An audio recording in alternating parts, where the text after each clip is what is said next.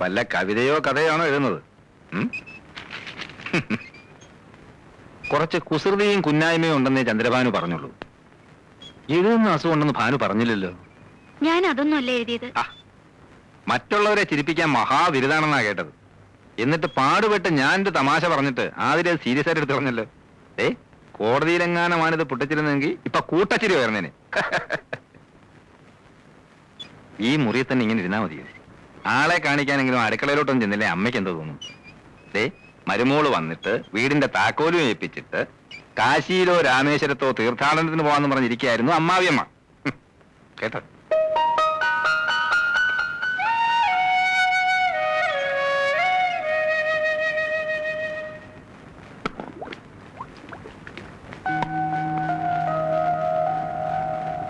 അടുക്കള കാര്യങ്ങളിൽ അമ്മയെ സഹായിച്ചിരുന്നത് അനിയത്തിയാണെന്ന് ഞാൻ അറിഞ്ഞു. അതുകൊണ്ടാ അടുക്കള കയറാനൊരു മടി. സാരമില്ല, അമ്മ എല്ലാം പഠിപ്പിച്ചു തരാം. ഇതാ മേശപ്പുറത്തോട്ട് വയ്ക്ക്. അമ്മയ്ക്ക് ചെയ്യാൻ വയ്യാഞ്ഞിട്ടല്ല, ഭാര്യമാര് വെച്ചു വിളമ്പുന്നത് കഴിക്കാനാ ഭർത്താക്കന്മാർക്ക് ഇഷ്ടം.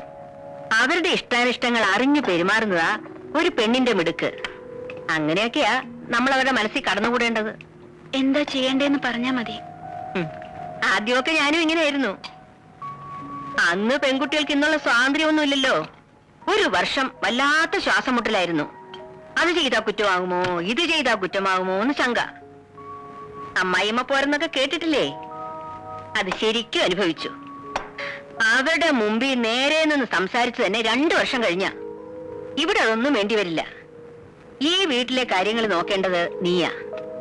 പിന്നെ ഭർത്താവിന്റെ അമ്മയാണെന്നുള്ള ഒരു സ്ഥാനം മാത്രമേ എനിക്കുള്ളൂ. ഇനി മോടെ ഇഷ്ടത്തിനായി ഇവിടെ സ്ഥാനം.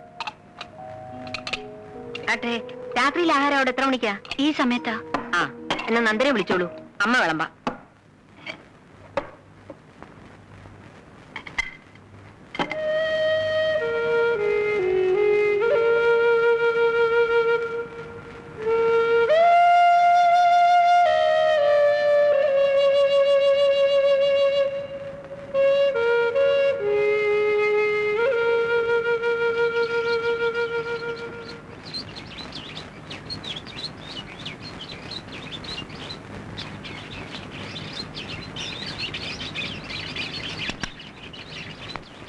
ചായ ഇരുന്ന് തണുക്കുന്നു. അവൾ എണീറ്റില്ലേ മോനെ? ഉണർന്ന് കിടക്കാന്നാ തോന്നുന്നത്. എന്നാൽ ഇനി അവൾ എണീറ്റിട്ട് ചൂടാക്കാം. അമ്മേ, അമ്മ ശ്രദ്ധിച്ചോ? അവൾക്ക് എന്തോ ഒരു പ്രയാസം. വന്ന് കയറിയപ്പം മുതൽ ഞാൻ ശ്രദ്ധിക്കുന്നതാ. എന്ത് പ്രയാസം? അമ്മ എന്നെ മറക്കണ്ട. അമ്മയ്ക്കും തോന്നിയില്ലേ? നമുക്ക് തെറ്റുപറ്റിയോ അമ്മേ?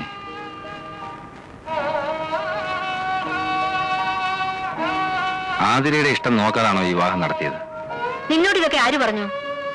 ജനിച്ച വീടും അച്ഛനെയും അമ്മയൊക്കെ വിട്ടിട്ട് വന്നതല്ലേ. പുതിയ ചുറ്റുപാടുമായിട്ട് ഇണങ്ങിച്ചേരാൻ ബുദ്ധിമുട്ട് കാണും. അതെനിക്ക് അറിയാഞ്ഞിട്ടല്ല, അതെല്ലാ പെൺകുട്ടികൾക്കും ഉള്ളതല്ലേ. ഇതല്ല, എന്നോടെന്തോ ഇഷ്ടക്കുറവുള്ളതുപോലെ. വേണ്ടാത്തതൊന്നും ചിന്തിക്കണ്ട. അവൾ ഇങ്ങോട്ട് വന്നിട്ട് കുറച്ച് ദിവസങ്ങളിലേ ആയുള്ളൂ. എല്ലാം നേരെയാകുമെന്ന് സമാധാനിക്ക്.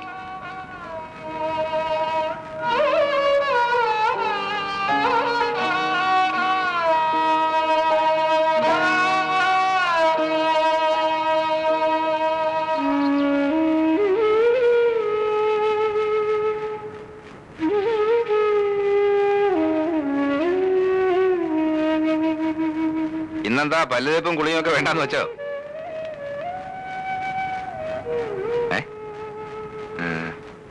എന്താ സുഖമില്ലേ? ഇരിക്കെ. ആതിരയ്ക്ക് ഇവിടെ എന്തെങ്കിലും ബുദ്ധിമുട്ടുണ്ടെങ്കിൽ തുറന്നു പറയണം. എന്നോട് പറയാൻ മടിയാണെങ്കിൽ അമ്മയോട് പറഞ്ഞാൽ മതി. അമ്മയെ ഒരു അന്യായിട്ട് കാണരുത്. അമ്മ വെറും പാവാ. കാര്യമായിട്ട് എന്തോ പ്രയാസമുണ്ട്. മുഖം കണ്ടാലറിയാം. ഞാനത് അമ്മയോട് പറഞ്ഞു. അപ്പൊ അമ്മ പറഞ്ഞ എന്താണെന്നറിയാവോ? വീട് വിട്ട് നിൽക്കുന്നതിന്റെ ആണെന്ന്. അത് തന്നെയാവും കാരണമെന്ന് ഞാൻ ആശ്വസിച്ചോട്ടെ. എന്തായാലും തുറന്നു പറയാൻ മടിക്കണ്ട. എനിക്കൊരു പ്രയാസമില്ല. നീ വേഗം കുളിച്ച് റെഡിയാവും. നമുക്ക് ഒന്ന് പുറത്തോട്ട് പോണം. ചെല്ല.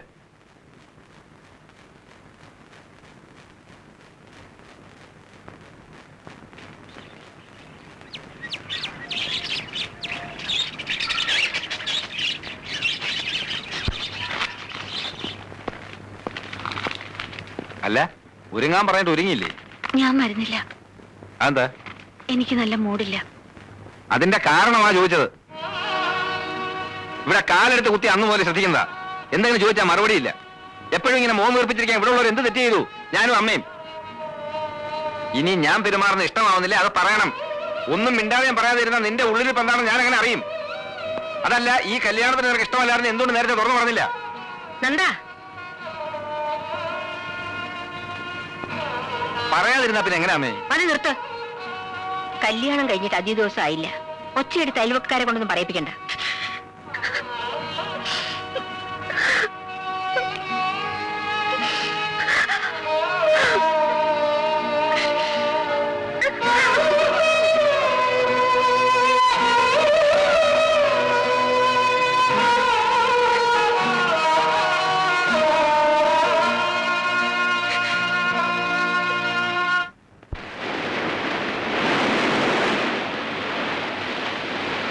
ഒരു വിവാഹ ജീവിതത്തെക്കുറിച്ച് ചിന്തിച്ചു തുടങ്ങിയപ്പോ കുറേയേറെ ഞാൻ മനസ്സിൽ കണക്കുകൂട്ടി. ആർഭാടവും ദാരിദ്ര്യവും സുഖവും ദുഃഖവും ഒക്കെ ഷെയർ ചെയ്യാൻ പറ്റുന്ന ഒരു പങ്കാളി, ഒന്നും ഒളിച്ചു വെക്കാതെ ഇഷ്ടവും ഇഷ്ടക്കേടുകളും വിളിച്ചു പറയുന്ന ഒരു ലൈഫ് പാർട്ട്ണർ, അതൊക്കെയായിരുന്നു എന്റെ മനസ്സ്. പക്ഷേ തെറ്റുപറ്റി. ഒരു കണക്കിന് നോക്കിയാൽ നീ ഭാഗ്യവാനാണ്. നിന്റെ കല്യാണം കഴിഞ്ഞ് 3-ന്റെ അന്നായിരുന്നല്ലോ എന്റെ കല്യാണം. ഫസ്റ്റ് നൈറ്റിൽ കുറച്ചു നേരം മിണ്ടായിരുന്നു ഒഴിച്ചാൽ വസന്തഗോകുല ഇതുവരെ നാക്ക് വായിലിട്ടിട്ടില്ല. ആതിരെ സംസാരിക്കുന്നില്ല എന്നല്ലേ നിന്റെ പരാതി? ഇതിങ്ങൾ സംസാരിച്ചു തുടങ്ങിയ കുഴപ്പാ. എന്തൊക്കെ അറിയേണ്ടത്? നമ്മൾ ഒരു സിമ്പിൾ എന്ന് വിചാരിക്കുന്ന കാര്യങ്ങൾ ഇതുങ്ങൾക്ക് ഇഷ്യൂവാ. പറഞ്ഞു പറഞ്ഞു തൊണ്ടയിലെ വെള്ളം പറ്റും. പിന്നെ സഹകരണം, അത് കുറച്ച് അകലത്തിൽ നിർത്തുന്നതാണ് ബുദ്ധി. നിനക്ക് കാര്യത്തിന്റെ ഗൗരവം അറിയില്ല, അതുകൊണ്ടാ. കേട്ടെടുത്തോളം ഞാൻ പറയട്ടെ, നീ ഉദ്ദേശിക്കുന്ന പോലെ പ്രശ്നങ്ങളൊന്നും ഉണ്ടെന്ന് എനിക്ക് തോന്നുന്നില്ല. ആതിരയ്ക്ക് നിന്റെ അത്ര മെച്യൂരിറ്റി ഇല്ല. നീ അവളുടെ പ്രായം എന്തുകൊണ്ട് കണക്കിലെടുക്കുന്നില്ല? പ്രായം കണക്കിലെടുക്കാഞ്ഞിട്ടല്ല, കണ്ടപ്പോ ഇഷ്ടപ്പെട്ടു പോയി. അതുകൊണ്ടാ ഇത് തന്നെ മതിയെന്ന് തീരുമാനിച്ചത്. പക്ഷേ എന്റെ പൊസിഷനും പ്രായക്കൂടുതലും ഒന്നും അവളോടുള്ള പെരുമാറ്റത്തിൽ ഞാൻ കാണിച്ചിട്ടില്ല. പഠിച്ചോണ്ട് നടന്ന പെണ്ണല്ലേ, പ്രായത്തിൻ്റെതാന്ന് കരുതി നീ അങ്ങ് ക്ഷമിക്കും. 1-2 ദിവസം നീ മിണ്ടാനും പറയാനൊന്നും പോണ്ട. 3-ാമത്തെ ദിവസം അവൾ താനേ നിന്റെ അടുത്ത് വരും. ഷുവർ.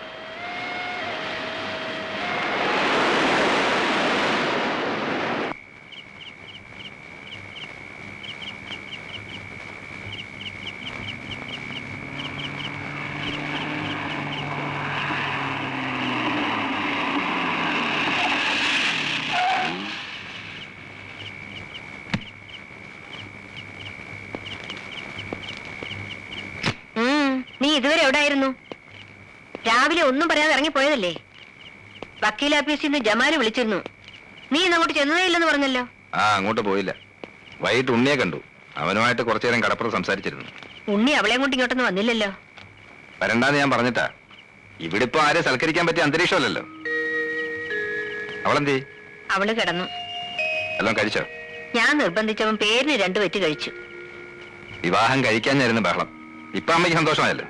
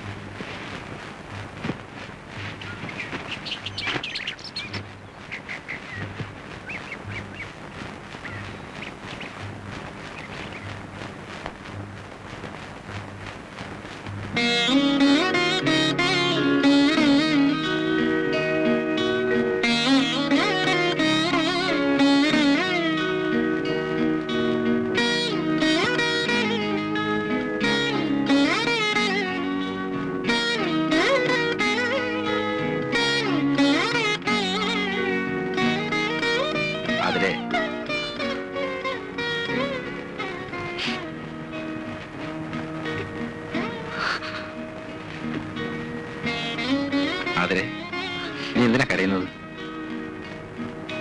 ഞാൻ അപ്പൊ തോന്നിയ വിഷമത്തിന് ഇന്നലെ എന്തൊക്കെയോ പറഞ്ഞു. ഒന്നും എന്റെ മനസ്സിലിരിക്കത്തില്ല. അതുകൊണ്ടാ. നീ എന്നോട് ക്ഷമിക്കേ. അച്ഛനെ അമ്മയും കാണാത്തതിലുള്ള വിഷമമാണെങ്കിൽ നമുക്ക് വീട് വരെ ഒന്ന് പോവാം.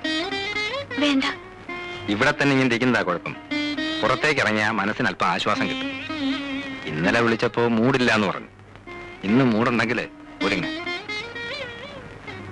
താല്പര്യമില്ലെങ്കിൽ വേണ്ട. എന്താ ചായ കുടിക്കാഞ്ഞത്?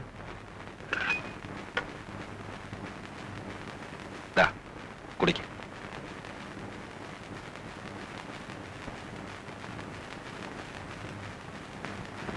നന്ദാ, ദേ ഭാനു വന്നിരിക്കുന്നു.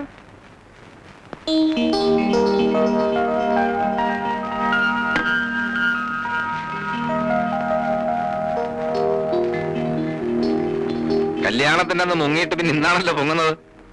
ജീവിതം ഒന്ന് തുടങ്ങിയിട്ട് ഒന്ന് ചെല്ലും ചെയ്യാന്ന് വിചാരിച്ചു. അതിന് ഞങ്ങൾ ഇതുവരെ ജീവിതം തുടങ്ങിയിട്ടില്ല. ഒന്നുമില്ല, ചെറിയൊരു സൗന്ദര്യപ്പിണക്കം, അത്രേ ഉള്ളൂ.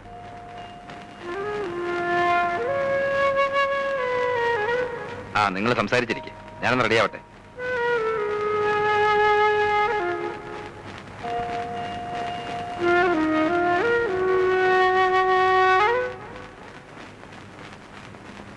ഞാൻ പറഞ്ഞതൊക്കെ നീ മറന്നോ? ഞാൻ ശ്രമിക്കാഞ്ഞിട്ടല്ല, എനിക്ക് പറ്റുന്നില്ല ഭാനുട്ടാ. നീ ഇങ്ങനെ ഇൻഡിഫറന്റ് ആയിട്ട് പെരുമാറാൻ തുടങ്ങിയ നന്ദേട്ടൻ എന്ത് വിചാരിക്കും? ഇത്രയ്ക്ക് വെറുക്കപ്പെടാൻ മാത്രം അദ്ദേഹം എന്ത് തെറ്റാ നിന്നോട് ചെയ്തത്? എന്തോ എനിക്ക് അദ്ദേഹത്തെ സ്നേഹിക്കാനാവുന്നില്ല. നീ മനഃപൂർവ്വം